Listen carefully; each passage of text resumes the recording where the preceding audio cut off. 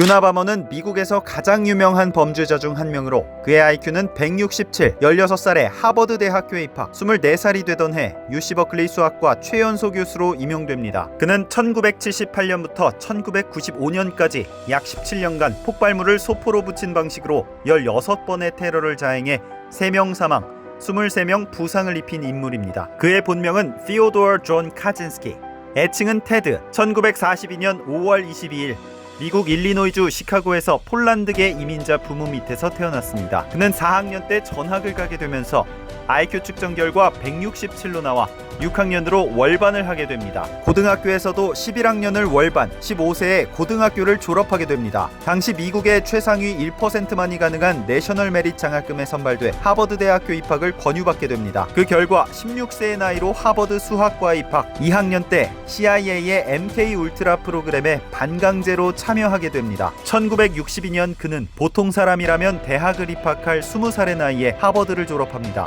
이후 미시간 대학교에서 수학과 석박사를 따고 UC 버클리 수학과에 최연소 교수로 재임하게 됩니다. 그러던 어느 날 대학 교수직을 갑작스레 사퇴하고 동생이 관리직으로 있던 고무 공장에 취직합니다. 그곳에서 짝사랑하던 여성에게 사랑을 거부당하자 공장 곳곳에 해당 여성에 대한 외설적인 내용을 써붙여 동생으로부터 해고당합니다. 1973년 31살의 몬테나주 링컨에 오두막을 짓고 자급자족하는 야인 생활을 하다가 자신의 주변 생태계가 파괴당하는 모습에 산업사회를 비판하게 된 테드는 1978년 사제폭발 제조법을 독학으로 익혀 테러를 시작합니다. 대학 교수들과 박사, 항공사, 특히 지식인을 대상으로 한 범죄로 인해 FBI가 유니버시티와 에어라인의 앞글자를 따 유나, 그리고 뒤에 바머를 붙여 유나바머란 이름이 탄생하게 됩니다. 마지막 테러 후 1995년 9월 3만 5천 글자와 232절로 이루어진 52페이지 분량의 선언문 산업사회와 미래를 희생자 가족들과 언론사에 발송합니다. 피해자들 사이에 연관성이 없어 수사에 난항을 겪었습니다.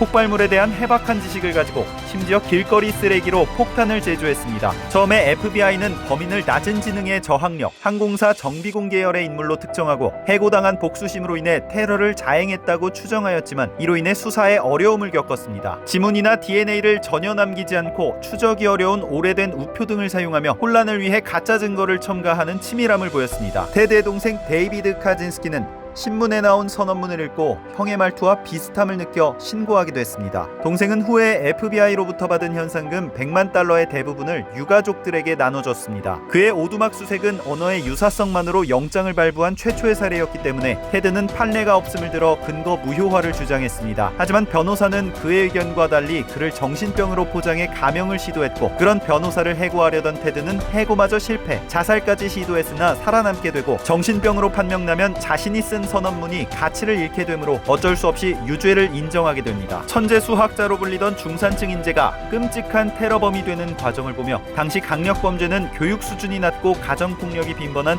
저소득층 가정에서 발생한다는 통념이 깨지게 됩니다. 2018년부터 그의 선언문이 다시 주목받게 됐는데, 그도 그럴 것이 우리가 4차 산업혁명이란 말을 쓰게 된 것은 2016년인데 무려 1978년 테드 카진스키는 선언문을 통해 이미 기술의 특이점이 올 것을 예견했기 때문입니다. 감옥에서도 저술활동을 멈추지 않고 있으며 그 수익금은 피해자들에게 손해배상금으로 돌아갑니다. 한 네티즌이 드라마 내용이 사실이냐는 편지를 보내보았고 답장을 받았습니다. 어쩌면 당신의 편지도 답장이 올지도.